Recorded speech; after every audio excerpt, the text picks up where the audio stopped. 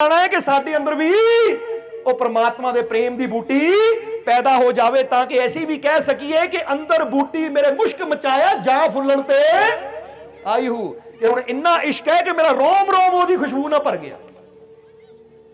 इदां दी बूटी साडे अंदर भी प्रेम दी चाहिदी है, ओदे नाम दी चाहिदी है, ओदी मुहब्बत दी चाहिदी है। हुण गल बड़ी समझण वाली है कि ओदे दिल च फकीरां वास्ते प्रेम सी, इसलिए कोल जाके बह गया, बोलिया कुछ नहीं, पर फकीरां तक ਉਹਦੇ प्रेम की खुशबू पहुंच गई। इसलिए फकीरां ने अपनी अखां खोलियां तो अखां च बड़ी मस्ती सी, एक नशा सी। जदों ओनू सामने बैठिया देखिया तो फकीरां ने मुस्कुरा के पूछा, बेटा तू कौन है, की करदा है? तो उन्हें अगे पता की क्या, अपना नाम दसिया कि महाराज मेरा नाम सलीम है और मैं नाई का काम करदा है। मेरा नाम सलीम है तो मैं नाई का काम करदा, हजाम का काम करदा है। तो उसलिए फकीरां ने क्या, अच्छा नाई है, हजाम का काम करदा, फिर इदां कर साडी टेंडे ही कट दे, क्योंकि फकीरां दे बाल बहुत लंबे हो चुके सी, मस्ती च रहिंदे सी। कहंदे वे साडे बाल ही साफ कर दे।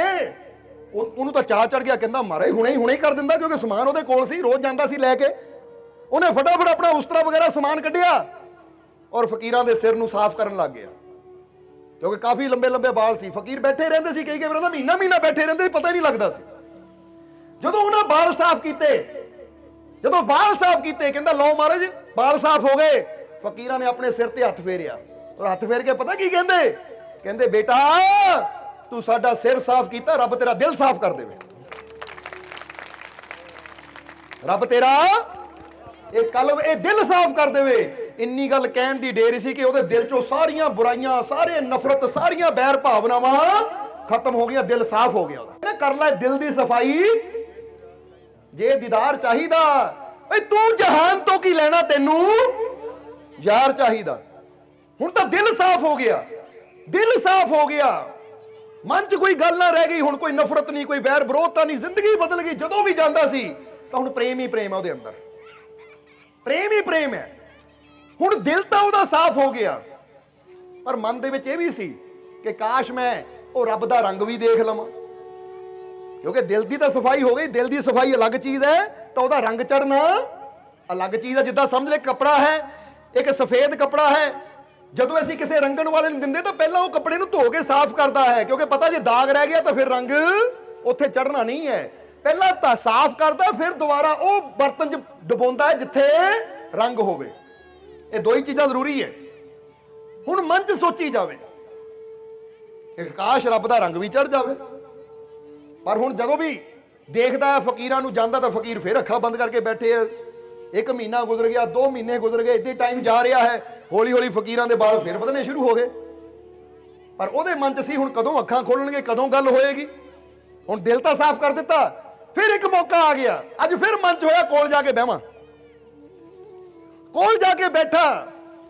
जदों कोल जाके बैठा, क्योंकि देख लिया फकीरां दे बाल आ गए है, जे हुण भी अखां खोल लिया तो हुण शायद दोबारा कहणगे ਇਹਨੂੰ ਸਾਫ਼ ਕਰ ਦੇ। ਤਾਂ ਜੇ ਪਹਿਲਾਂ ਸਿਰ ਸਾਫ਼ ਕਰਨ ਨਾਲ ਇੰਨਾ ਕੁਝ ਮਿਲ ਗਿਆ ਤਾਂ ਹੁਣ ਪਤਾ ਨਹੀਂ ਹੋਰ ਕੀ ਮਿਲ ਜਾਣਾ ਹੈ। ਇਸ ਲਈ ਹੁਣ ਫੇਰ ਕੋਲ ਬਹਿ ਗਿਆ ਜਾ ਕੇ। ਫਕੀਰਾਂ ਨੇ ਫਿਰ ਅੱਖਾਂ ਖੋਲੀਆਂ ਤਾਂ ਫਿਰ ਫਕੀਰਾਂ ਨੇ ਪੁੱਛਿਆ, ਬੇਟਾ ਤੂੰ ਕੌਣ ਹੈ? ਕਹਿੰਦਾ ਜੀ ਮਹਾਰਾਜ ਮੇਰਾ ਨਾਮ ਸਲੀਮ ਹੈ ਔਰ ਮੈਂ ਨਾਈ ਦਾ ਕੰਮ ਕਰਦਾ। ਹੁਣ ਆਪੇ ਹੀ ਕਹਿਤਾ ਮੈਂ ਨਾਈ ਦਾ ਕੰਮ ਕਰਦਾ। ਫਕੀਰ ਕਹਿੰਦੇ ਅੱਛਾ ਆ ਵੇ ਸਾਡਾ ਸਿਰ ਹੀ ਸਾਫ਼ ਕਰ ਦੇ। ਉਹੀ ਤਾਂ ਮੌਕਾ ਲੱਭਦਾ ਸੀ, ਉਹਨੇ ਪਹਿਲੀ ਤਿਆਰੀ ਕੀਤੀ ਹੋਈ ਸੀ, ਕਿਉਂਕਿ ਪਤਾ ਸੀ ਪਿਛਲੀ ਵਾਰ ਵੀ ਇਹੀ ਕੀਤਾ ਸੀ। उन्हें फिर अपना समान कढ़िया सिर साफ करने वाला, यानी उस्तरा कढ़ लिया। हुण मन च सोच रहा है अज कुछ इदां दा दे दो कि बस जिंदगी बन जावे, जिंदगी बन जावे, इदां दा कुछ दे देण। तां हुण किहा जांदा है, हाले सोचां सी। जदों हुण बंदा काम कोई करदा होवे, ध्यान किते होर होवे तां फिर की हुंदा है। हुण कर सिर साफ रहा सी, मन च चल रही सी कि अज मैनूं पता नहीं की देना, फकीरां ने की मिलना। करदियां करदियां माड़ा टक लग गया सिर नूं। टक समझते हो ना तुसीं, माड़ा जिहा टक लग गया और खून निकलना शुरू हो गया। देखिया घबरा गया, फटाफट बाल साफ किए, खून निकल रहा है।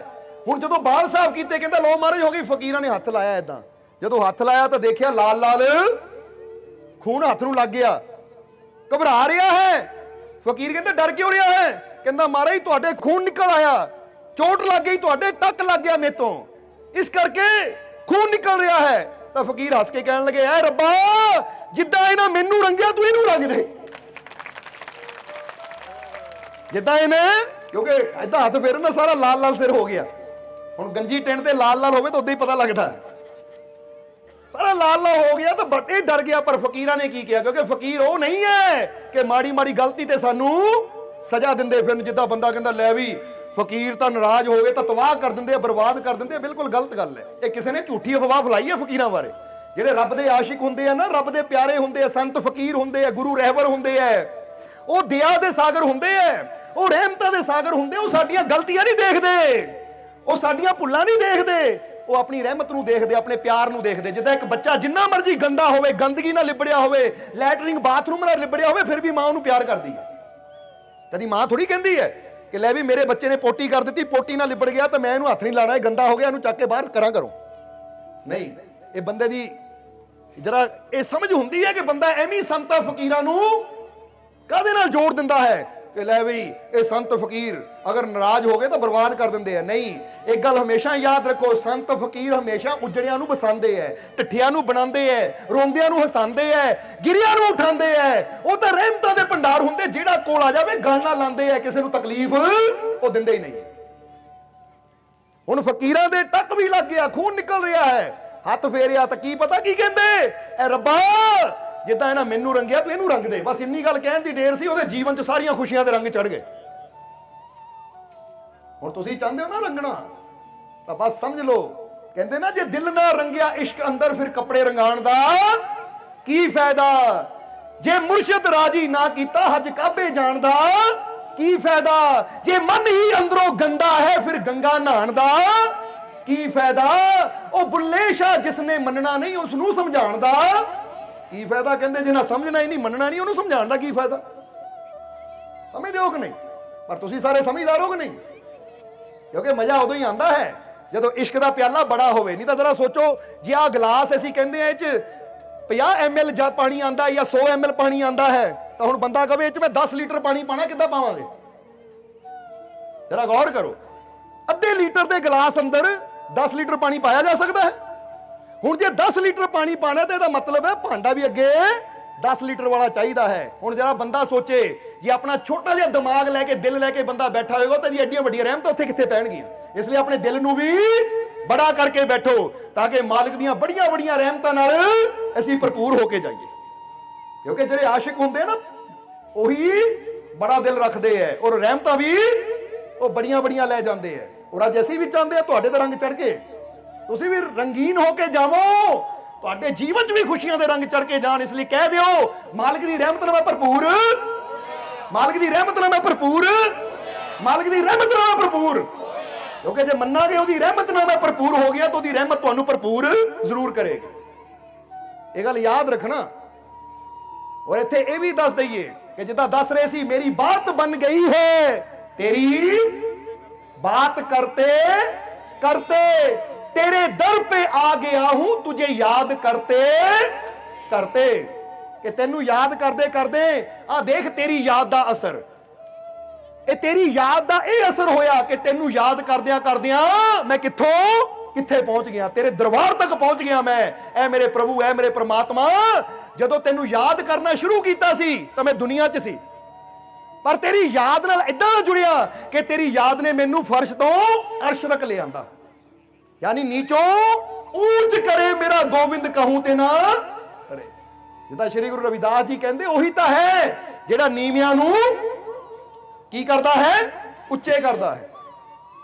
हुण तुसीं भी गौर करना कि तुसीं भी यारी लानी तो उच्चे नाल लाओ, क्योंकि उच्चे नाल यारी लावांगे तो फेर ही सानू ਉੱਚੀ ਜਗ੍ਹਾ ਬਿਠਾਏਗਾ। ਤਾਂ ਹੀ ਤਾਂ ਕਹਿੰਦੇ ਨਾ, ਮੈਂ ਨੀਵਾਂ ਮੇਰਾ ਮੁਰਸ਼ਿਦ ਉੱਚਾ, ਉੱਚਿਆਂ ਦੇ ਸੰਗ ਲਾਈ ਸਦਕੇ ਜਾਵਾਂ ਇਹਨਾਂ ਉੱਚਿਆਂ ਤੋਂ ਜਿਹਨਾਂ ਨੀਵਿਆਂ ਨਾਲ ਨਹੀਂ। ਭਾਈ ਮਜ਼ਾ ਤਾਂ ਫੇਰ ਆਂਦਾ ਕਿਸੇ ਉੱਚੇ ਨਾਲ ਲਾਈਏ ਤਾਂ ਕਿ ਸਾਨੂੰ ਵੀ ਬਾਹ ਫੜ ਕੇ, ਕਿਉਂਕਿ ਜਰਾ ਆਪ ਗੌਰ ਕਰੋ, ਜੇ ਕਿਸੇ ਨੀਵੇਂ ਨਾਲ ਲਾਵਾਂਗੇ ਤਾਂ ਨੀਵਾਂ ਜਿੱਥੇ ਬੈਠਾ ਸਾਨੂੰ ਵੀ ਬਾਹ ਫੜ ਕੇ ਉੱਥੇ ਬਿਠਾ ਲੇਗਾ।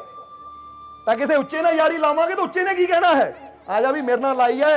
ਜਿੱਦਾਂ ਹੁਣ ਸਮਝਣਾ ਜ਼ਰਾ, ਸ਼ਬਰੀ ਕੀ ਸੀ, शबरी की सी और राम की सी।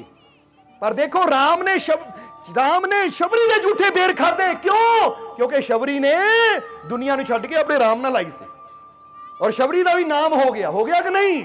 ਜਦੋਂ ਉੱਚਿਆਂ ਨਾਲ ਪ੍ਰੇਮ ਕਰਦੇ ਆ, ਉੱਚਿਆਂ ਤੇ ਵਿਸ਼ਵਾਸ ਕਰਦੇ ਆ, ਤਾਂ ਉੱਚੇ ਆਪਣੇ ਨਾਲ ਜੋੜ ਕੇ ਸਾਡੀ ਜ਼ਿੰਦਗੀ ਨੂੰ ਵੀ ਬਦਲ ਕੇ ਰੱਖ ਦਿੰਦੇ ਆ। ਤਾਂ ਜੇ ਸ਼ਬਰੀ ਕਿਸੇ ਹੋਰ ਨੂੰ ਯਾਦ ਕਰਦੀ ਹੁੰਦੀ ਤਾਂ ਅੱਜ ਸ਼ਬਰੀ ਦਾ ਨਾਮ ਵੀ ਦੁਨੀਆ ਤੇ ਨਹੀਂ ਹੋਣਾ ਸੀ। ਅੱਜ ਮੀਰਾ ਦਾ ਨਾਮ ਕਿਉਂ ਹੈ? ਕਿਉਂਕਿ ਉਹਨਾਂ ਉੱਚਿਆਂ ਨਾਲ ਲਾਈ। ਜੇ ਤੁਸੀਂ ਵੀ ਉੱਚਿਆਂ ਨਾਲ ਲਾਓਗੇ ਤਾਂ ਦੁਨੀਆ ਤੇ ਤੁਹਾਡਾ ਨਾਮ ਵੀ ਉੱਚਾ ਹੋ ਜਾਏਗਾ। ਕਿਉਂਕਿ ਜਿਹਦੇ ਨਾਲ ਨਾਮ ਸਾਡਾ ਲੱਗ ਜਾਵੇ ਨਾ, ਇਸ਼ਕ ਦੀ ਤਾਰ ਜਿੰਨਾ ਜੁੜ ਜਾਵੇ, ਪ੍ਰੇਮ ਜਿੰਨਾ ਜੁੜ ਜਾਵੇ, ਫਿਰ ਇਨਸਾਨ ਵੀ ਉਹਦੇ ਵਰਗਾ ਹੀ ਹੋ ਜਾਂਦਾ ਹੈ। ਇਸ ਲਈ ਇਹ ਪ੍ਰਭੂ ਦੀ ਯਾਦ ਵਿੱਚ ਅਸਰ ਹੈ, ਇਹ ਉਸ ਮਾਲਿਕ ਦੀ ਯਾਦ ਵਿੱਚ ਅਸਰ ਹੈ ਕਿ ਤੇਰੇ ਦਰ पे ਆ ਗਿਆ ਹੂੰ ਤੁਝੇ ਯਾਦ ਕਰਤੇ ਕਰਤੇ। ਹੁਣ ਅਗਲੀਆਂ ਲਾਈਨਾਂ 'ਚ ਕੀ ਕਿਹਾ ਜ਼ਰਾ ਸਮਝਣਾ कि किसी चीज की तलब ना, किसी चीज की तलब ना है आरजू ही कोई। तलब होंदी है इच्छा किसी चीज दी, और आरजू होंदी है तमन्ना कि मैनू आ मिले मैनू वो मिले। हुण एक आशिक की कहता है किसी चीज की तलब ना है आरजू ही कोई, तूने इतना भर दिया है दामन ये भरते भरते, मेरी बात बन गई है तेरी बात करते करते। ਕਹਿੰਦੇ ਯਾਰੀ ਲਾਣੀ ਹੈ ਤਾਂ ਉਹਦੇ ਨਾਲ ਲਾਓ।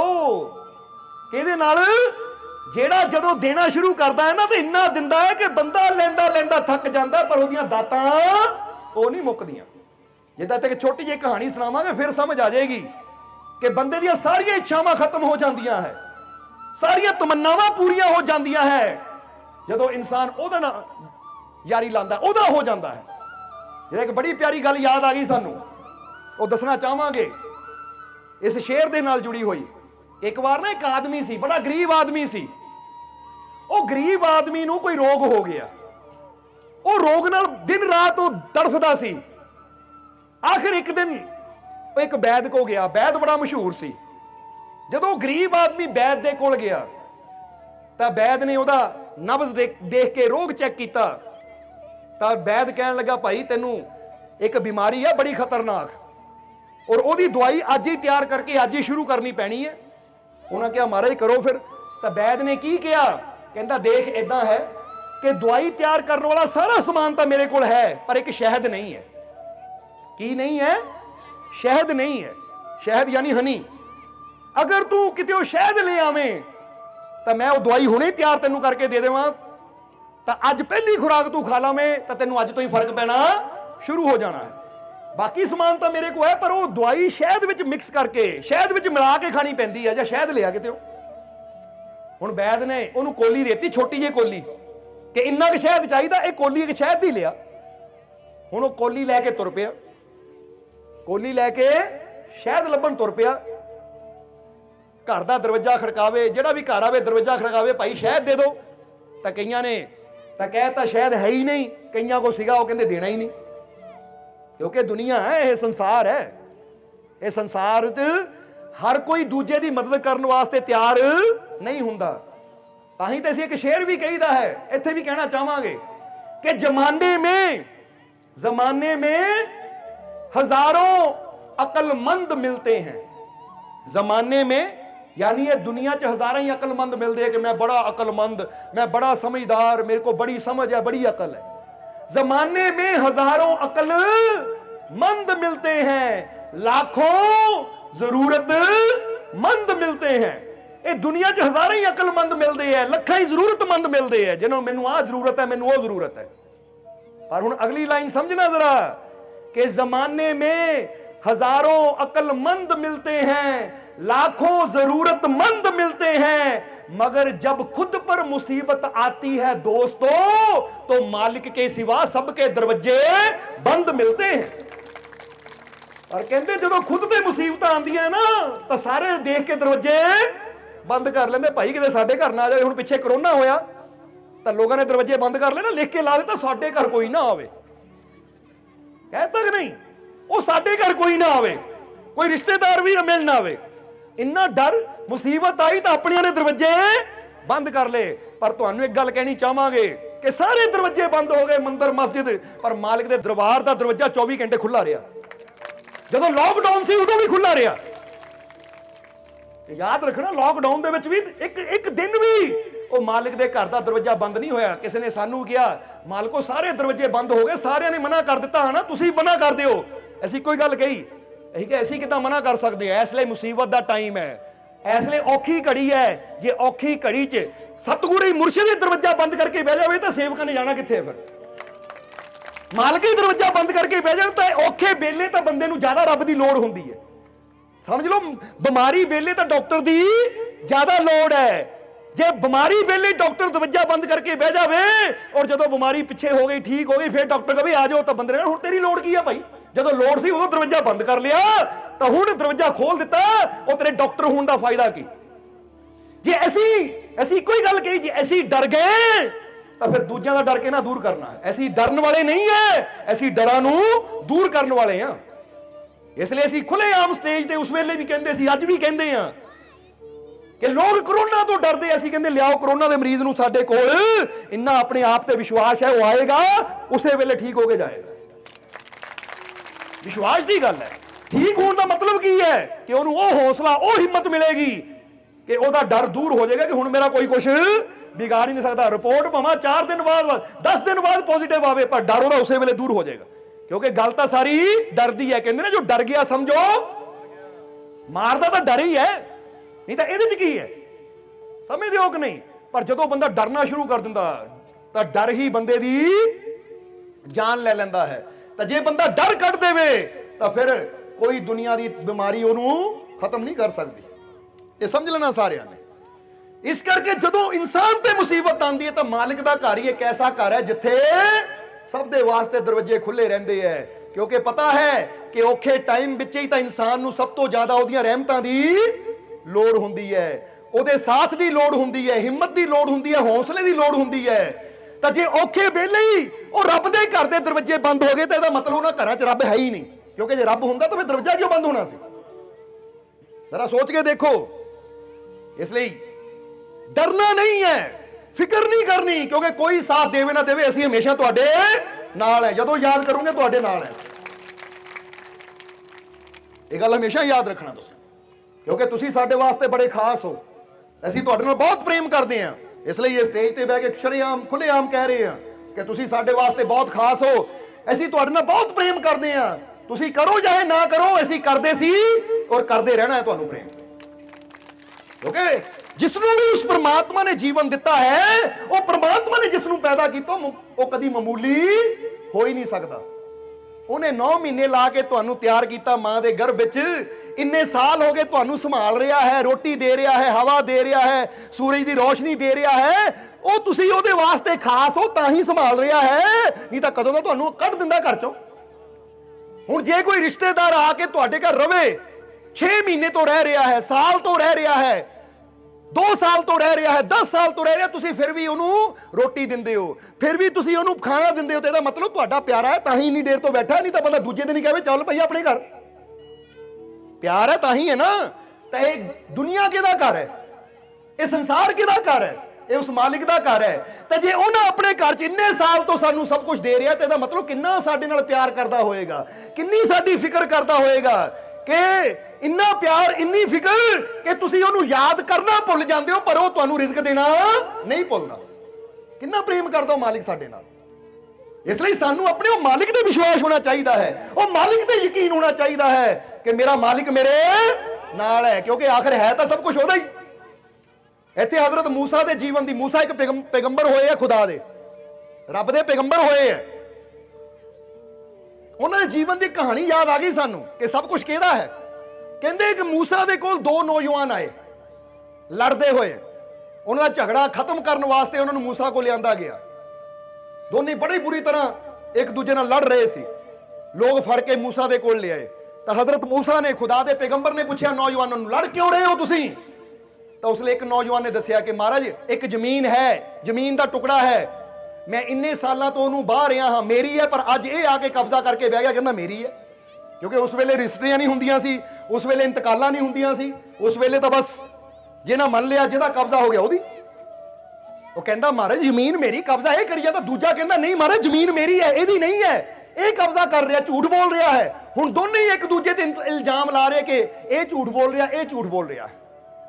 ਤਾਂ ਸਾਰੇ ਲੋਕ ਪਰੇਸ਼ਾਨ ਹੋ ਗਏ ਕਿ ਮਹਾਰਾਜ ਹੁਣ ਪਤਾ ਕਿੱਦਾਂ ਲੱਗੇ ਜ਼ਮੀਨ ਕਿਹਦੀ ਹੈ। ਤਾਂ ਮੂਸਾ ਕਹਿੰਦੇ कि तुहाडे वास्ते मुश्किल होएगा, मैं रब दा पैगंबर हां, मेरे वास्ते कुछ मुश्किल नहीं है, चलो मैनू वो जमीन को लै चलो जिहदे वास्ते तुसीं दोने लड़दे हो। ध्यान दे के सुनना, ये बड़े ज्ञान की गल है। मूसा कहते चलो मैनू लै चलो जमीन के टुकड़े को, वो जमीन के टुकड़े को जिहदे पिछे दोने लड़ रहे हैं। हुण लै गए वो जमीन के टुकड़े को, चलदे चलदे उत्थे पहुंच गए, कहते महाराज आ जमीन है। वो कहता जी ये मेरी है, दूजा कहता जी मेरी है। हुण मूसा जमीन ते खड़ के उन्होंने जोर नाल जमीन ते पैर मारिया, पैर मार के पता की क्या कहते, मैं तुहाडी नहीं सुननी दोनों दी, मैं खुदा दा पैगंबर हां, मैं जमीन दी सुनूंगा, जमीन किहदी है। कहते पैर मारिया जमीन ते कि ऐ जमीन तू दस तू इन्हां दोनों चों किहदी है। तां जमीन चों आवाज आई, कहंदी ऐ पैगंबर मूसा पुछ रिया मैं किहदी हां, ना मैं ओदी हां तां ना मैं एदी हां, जिसने मैनू पैदा कीता मैं तां ओदी हां, ओ रब दी हां। ये तां दोनों ही अपना कब्जा मेरे ते कर रहे, पर मैं तां ओदी हां। जरा गौर करना की कहो ना मैं ओदी हां ना मैं एदी हां, जिसने मैनू बनाया है मैं तां उस रब दी हां। पर इन्नी गल मैं कह रही हां कि मैं इन्हां दी नहीं हां, पर एक दिन इन्हां ने मेरे कोल जरूर आना है। तो फिर जिहड़ा होएगा सच्चा, बोलो समझदे हो कि नहीं, जिहड़ा सच बोलदा है ओनू मैं मजा देना है, तो जिहड़ा झूठ बोलदा ओनू मैं सजा देनी है। क्योंकि रब दे घर दा असूल है कि सच्चा ਉਹਦੇ घर बख्शिया ਜਾਂਦਾ, झूठा ਉਹਦੇ घर तकलीफ पांदा है, दुख पांदा है। ਹੁਣ ਜਦੋਂ ਇੰਨੀ ਗੱਲ ਕਹੀ ਤਾਂ ਜਦੋਂ ਨੌਜਵਾਨਾਂ ਨੇ ਸੁਣਿਆ ਜ਼ਮੀਨ ਦੀ ਆਵਾਜ਼ ਤਾਂ ਕਹਿੰਦੇ ਇੱਕ ਤਾਂ ਥਰ ਥਰ ਕੰਬਣ ਲੱਗ ਪਿਆ, ਕਿਉਂਕਿ ਡਰ ਹਮੇਸ਼ਾ ਝੂਠੇ ਨਹੀਂ ਹੁੰਦਾ। ਜਿੱਦਾਂ ਸਮਝ ਲਓ ਇੱਕ ਚੋਰ ਹੈ ਤੇ ਇੱਕ ਵਿਚਾਰਾ ਸ਼ਰੀਫ ਹੈ, ਜਦੋਂ ਪੁਲਿਸ ਵਾਲਾ ਆ ਕੇ ਪੁੱਛੇਗਾ ਕੌਣ ਚੋਰ ਹੈ ਤਾਂ ਲੱਤਾਂ ਉਹਦੀਆਂ ਕੰਬਣੀਆਂ ਜਿਹਨਾਂ ਚੋਰੀ ਕੀਤੀ ਹੈ। ਹੁਣ मूसा ਨੇ ਜਦੋਂ ਦੇਖਿਆ ਤਾਂ ਕਹਿੰਦੇ ਤੂੰ ਝੂਠ ਬੋਲ ਰਿਹਾ ਸੀ, ਉਹ ਡਰ ਕਰ ਜ਼ਮੀਨਾਂ ਪਿੱਛੇ ਮਕਾਨਾਂ ਪਿੱਛੇ ਤੂੰ ਆਪਣੇ ਰੱਬ ਨੂੰ ਭੁਲਾ ਕੇ ਬੈਠਾ ਆ। ਅੱਜ ਤੁਸੀਂ ਮੇਰਾ ਮੇਰਾ ਕਰਦੇ ਹੋ, ਇੱਕ ਦਿਨ ਤੁਸੀਂ ਮੁੱਕ ਜਾਣਾ ਹੈ, ਸਭ ਕੁਝ ਇੱਥੇ ਰਹਿ ਜਾਣਾ ਹੈ, ਕਿਉਂਕਿ ਕੁਝ ਵੀ ਇੱਥੇ ਇਨਸਾਨ ਦਾ ਨਹੀਂ ਹੈ, ਸਭ ਕੁਝ ਉਹਦਾ ਹੀ ਤਾਂ ਉਹਦਾ ਹੀ ਰਹਿਣਾ ਹੈ। ਸਮਝ ਆ ਰਹੀ ਕਿ ਨਹੀਂ? ਇਸ ਕਰਕੇ ਕਿਹਾ ਜਾਂਦਾ ਹੈ ਕਿ ਸਭ ਨਾਲ ਪ੍ਰੇਮ ਕਰੋ, ਇਹ ਚੀਜ਼ਾਂ ਦੇ ਕਰਕੇ ਇੱਕ ਦੂਜੇ ਨਾਲ ਝਗੜੇ ਨਾ ਕਰੋ, ਫਸਾਦ ਨਾ ਕਰੋ, ਲੜਾਈਆਂ ਨਾ ਕਰੋ, ਕਿਉਂਕਿ 4 ਦਿਨ ਜ਼ਿੰਦਗੀ ਦੇ ਇਹਨੂੰ ਰਲ ਮਿਲ ਕੇ ਪਿਆਰ ਨਾਲ ਗੁਜ਼ਾਰ ਲਈਏ ਤਾਂ ਉਹੀ ਜ਼ਿੰਦਗੀ ਹੈ, ਉਹ 'ਚ ਜੀਵਨ ਦਾ ਮਜ਼ਾ ਹੈ। ਹੁਣ ਜ਼ਰਾ ਸਮਝਣਾ, ਇੱਧਰ ਜਿੱਦਾਂ ਦੱਸਿਆ ਕਿ ਮੁਸ਼ਕਿਲ ਆਂਦੀ ਹੈ ਤਾਂ ਸਾਰੇ ਦਰਵਾਜ਼ੇ ਬੰਦ ਹੋ ਜਾਂਦੇ, ਬਸ ਇੱਕੋ ਮਾਲਿਕ ਦਾ ਦਰਵਾਜ਼ਾ ਹੀ ਖੁੱਲਾ ਰਹਿੰਦਾ ਹੈ। ਇਸ ਲਈ ਜਦੋਂ ਪਤਾ ਕਿ ਮੁਸ਼ਕਿਲ ਵਿੱਚ ਉਹਨੇ ਹੀ ਸਾਡੇ ਕੰਮ ਆਣਾ ਤਾਂ ਪਹਿਲਾਂ ਹੀ ਉਹਦੇ ਨਾਲ ਇਹ ਦਿਲ ਦੀ ਤਾਰ ਨੂੰ ਜੋੜ ਕੇ ਰੱਖੀਏ। ਸਮਝਦੇ ਹੋ ਕਿ ਨਹੀਂ? ਹੁਣ ਕਹਿੰਦੇ ਇਹ ਆਦਮੀ ਤੁਰ ਪਿਆ ਕਟੋਰੀ ਲੈ ਕੇ, ਸ਼ਹਿਦ ਲੱਭਣ ਵਾਸਤੇ ਕਈ ਦਰਵਾਜ਼ੇ ਖੜਕਾਏ। ਕਿਸੇ ਨੇ ਕਿਹਾ ਸ਼ਹਿਦ ਹੈ ਹੀ ਨਹੀਂ, ਤਾਂ ਕਿਸੇ ਨੇ ਕਿਹਾ ਮੈਂ ਤੈਨੂੰ ਕਿਉਂ ਦੇਵਾਂ, ਤੂੰ ਹੈ ਕੌਣ, ਤੈਨੂੰ ਜਾਣਦੇ ਨਹੀਂ, ਤੈਨੂੰ ਕਿਉਂ ਸ਼ਹਿਦ ਦਈਏ। ਹੁਣ ਵਿਚਾਰਾ ਪਰੇਸ਼ਾਨ ਹੋ ਗਿਆ, ਕਿਉਂਕਿ ਤਕਲੀਫ ਬੜੀ ਹੈ ਸਰੀਰ 'ਚ, ਸ਼ਹਿਦ ਕਿਤੇ ਉਹ ਮਿਲ ਨਹੀਂ ਰਿਹਾ। ਸੋ ਲੱਭਦਾ ਲੱਭਦਾ ਪੂਰੇ ਨਗਰ 'ਚ ਘੁੰਮ ਲਿਆ, ਪਰ ਕਿਤੇ ਉਹ ਸ਼ਹਿਦ ਨਹੀਂ ਮਿਲਿਆ। ਆਖਰ ਬਾਦਸ਼ਾਹ ਦੇ ਮਹਿਲ ਦੇ ਸਾਹਮਣੇ ਦੀ ਗੁਜ਼ਰ ਰਿਹਾ ਹੈ, ਕਿਉਂਕਿ ਉਸੇ ਨਗਰ ਵਿੱਚ ਬਾਦਸ਼ਾਹ ਦਾ ਮਹਿਲ ਵੀ ਸੀ। ਜਦੋਂ ਬਾਦਸ਼ਾਹ ਦੇ ਮਹਿਲ ਦੇ ਮੋੜ ਦੀ ਗੁਜ਼ਰਿਆ ਤਾਂ ਉਸ ਲਈ ਉਹਦੇ ਮਨ 'ਚ ਆਇਆ ਕਿ ਸਾਰੇ ਨਗਰ 'ਚੋਂ ਤਾਂ ਨਾ ਹੋ ਗਈ, ਇੱਕ ਵਾਰ ਬਾਦਸ਼ਾਹ ਦੇ ਮਹਿਲ 'ਚੋਂ ਵੀ ਪੁੱਛ ਲਵਾਂ, ਸ਼ਾਇਦ ਇੱਥੋਂ ਹੀ ਮਿਲ ਜਾਵੇ, ਕਿਉਂਕਿ ਮੇਰੀ ਵੀ ਜ਼ਿੰਦਗੀ ਔਰ ਮੌਤ ਦਾ ਸਵਾਲ ਹੈ। ਜੇ ਨਾ ਮਿਲਿਆ ਤਾਂ ਮੇਰੇ ਦਰਦ ਨਾਲ ਮੇਰੀ ਜਾਨ ਲੈ ਲੈਣੀ ਹੈ। ਇਸ ਲਈ ਹਿੰਮਤ ਕੀਤੀ, ਸਾਹਮਣੇ ਇੱਕ ਸੈਨਿਕ ਸੀ, ਸ਼ਾਮ ਦਾ ਸਮਾਂ, ਸਾਹਮਣੇ ਸੈਨਿਕ, ਤਾਂ ਸੈਨਿਕ ਨੂੰ ਕਹਿ ਰਿਹਾ ਹੈ ਭਾਈ ਮੈਨੂੰ ਥੋੜਾ ਜਿਹਾ ਸ਼ਹਿਦ ਦੇ ਦੇ, ਇੰਨਾ ਕੁ ਕੋਲੀ ਭਰ ਸ਼ਹਿਦ ਚਾਹੀਦਾ ਹੈ, ਕਿਉਂਕਿ ਮੈਂ ਦਵਾਈ ਤਿਆਰ ਕਰਨੀ ਹੈ। ਵੈਦ ਨੇ ਕਿਹਾ ਇੱਕ ਕੋਲੀ ਸ਼ਹਿਦ ਦੀ ਲਿਆ, ਤੈਨੂੰ ਦਵਾਈ ਦੇ ਦੂੰ, ਤੇਰੇ ਸਾਰੇ ਦੁੱਖ ਦੂਰ ਹੋ ਜਾਣਗੇ, ਇੱਕ ਸ਼ਹਿਦ ਦੀ ਕੋਲੀ ਲਿਆ ਦੋ, ਕਿਉਂਕਿ ਪਤਾ ਸੀ ਮਹਿਲ 'ਚ ਤਾਂ ਕੋਈ ਕਮੀ ਹੋ ਨਹੀਂ ਸਕਦੀ। ਤਾਂ ਅੱਗੇ ਉਹ ਸੈਨਿਕ ਕੀ ਕਹਿੰਦਾ ਹੈ, ਕਹਿੰਦਾ ਚੱਲ ਚੱਲ ਪਿੱਛੇ, ਇਹ ਮੰਗਣ ਦਾ ਟਾਈਮ ਹੈ, ਕਿੱਥੇ ਮੰਗਣਾ ਹੈ, ਚੱਲ ਪਿੱਛੇ ਹੋ। ਹਾਲੇ ਉਹ ਡਾਂਟ ਰਿਹਾ ਸੀ, ਕੁਦਰਤੀ ਉਹ ਸ਼ਾਮ ਦਾ ਸਮਾਂ ਬਾਦਸ਼ਾਹ ਸੈਰ ਕਰਨ ਵਾਸਤੇ ਮਹਿਲ 'ਚੋਂ ਬਾਹਰ ਆ ਰਿਹਾ ਸੀ। ਬਾਦਸ਼ਾਹ ਦੀ ਨਜ਼ਰ ਪੈ ਗਈ ਕਿ ਉਹ ਸਾਹਮਣੇ ਕੋਈ ਆਦਮੀ ਖੜਾ ਜਿਹਨੂੰ ਸੈਨਿਕ ਡਾਂਟ ਕੇ ਪਾਸੇ ਕਰ ਰਿਹਾ, ਪਿੱਛੇ ਨੂੰ ਕਰ ਰਿਹਾ ਹੈ। ਬਾਦਸ਼ਾਹ ਨੇ ਪੁੱਛਿਆ ਸੈਨਿਕ ਨੂੰ, ਹਾਂ ਵੀ ਕੀ ਗੱਲ ਹੋ ਰਹੀ ਸੀ, ਕੌਣ ਸੀ ਉਹ? ਕਹਿੰਦਾ ਮਾਰੇ ਕੋਈ ਮੰਗਣ ਵਾਲਾ ਸੀ, ਕਹਿੰਦਾ ਮੈਨੂੰ ਸ਼ਹਿਦ ਚਾਹੀਦਾ ਹੈ, ਵੈਦ ਨੇ ਕਿਹਾ ਦਵਾਈ ਤਿਆਰ ਕਰਨੀ ਹੈ, ਪੂਰੇ ਪਿੰਡ 'ਚੋਂ ਪੂਰੇ ਨਗਰ 'ਚੋਂ ਨਹੀਂ ਮਿਲਿਆ, ਤਾਂ ਤੁਸੀਂ ਮੈਨੂੰ ਸ਼ਹਿਦ ਦੇ ਦਿਓ। ਬਾਦਸ਼ਾਹ ਕਹਿੰਦਾ ਅੱਛਾ ਬੁਲਾਓ ਜ਼ਰਾ ਉਸਨੂੰ। ਸਾਹਮਣੇ ਖੜਾ ਸੀ, ਉਹ ਆ ਗਿਆ। ਬਾਦਸ਼ਾਹ ਕਹਿੰਦੇ ਹਾਂ ਦੱਸ ਕੀ ਗੱਲ ਹੈ? ਕਹਿੰਦਾ ਮਹਾਰਾਜ ਮੈਨੂੰ ਇੱਕ ਕੋਲੀ ਸ਼ਹਿਦ ਦੀ ਚਾਹੀਦੀ ਹੈ। ਡਰਦੇ ਡਰਦੇ ਨੇ ਕਿਹਾ ਕਿਉਂਕਿ ਮੇਰੀ ਇੱਕ ਬਿਮਾਰੀ ਹੈ। ਵੈਦ ਕਹਿੰਦਾ ਮੇਰੇ ਕੋਲ ਸਾਰਾ ਸਮਾਨ ਹੈ, ਬਸ ਸ਼ਹਿਦ ਹੈ ਨਹੀਂ ਜਿਹ 'ਚ ਮਿਲਾ ਕੇ ਤੈਨੂੰ ਦਵਾਈ ਦੇਣੀ ਹੈ। ਸੋ ਮਹਾਰਾਜ ਪੂਰੇ ਨਗਰ 'ਚ ਘੁੰਮ ਲਿਆ, ਕਿਤੇ ਉਹ ਸ਼ਹਿਦ ਨਹੀਂ ਮਿਲਿਆ। ਸੋਚਿਆ ਬਾਦਸ਼ਾਹ ਦਾ ਦਰਬਾਰ ਹੈ, ਉੱਥੇ ਦਾ ਸ਼ਹਿਦ ਜ਼ਰੂਰ ਹੋਏਗਾ, ਕੋਲੀ ਸ਼ਹਿਦ ਦੀ ਮਿਲ ਜਾਵੇ ਤਾਂ ਤੁਹਾਡਾ ਬਹੁਤ ਅਹਿਸਾਨ ਹੋਏਗਾ। ਜਦੋਂ ਇੰਨੀ ਗੱਲ ਕਹੀ ਹੱਥ ਜੋੜ ਕੇ ਉਹਨਾਂ, ਤਾਂ ਬਾਦਸ਼ਾਹ ਨੇ, ਨਾਲ ਹੀ ਉਹਦਾ ਵਜ਼ੀਰ ਸੀ, वजीर नू कहा सब्सक्राइब कीजिए सर्व संध्या दरबार कांटिया शरीफ चैनल को और बेल आइकन दबाइए मालिक जी के लेटेस्ट सत्संग की वीडियो को सबसे पहले देखने के लिए।